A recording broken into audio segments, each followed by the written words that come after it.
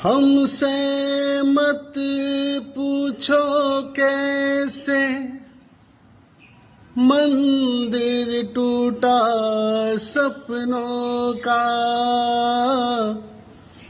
हमसे मत पूछो कैसे मंदिर टूटा सपनों का।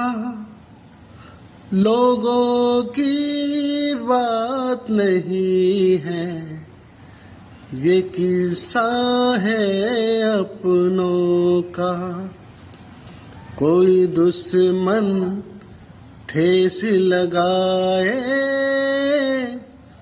तो मीत जिया बहलाए। मन मीत जो घाव लगाए उसे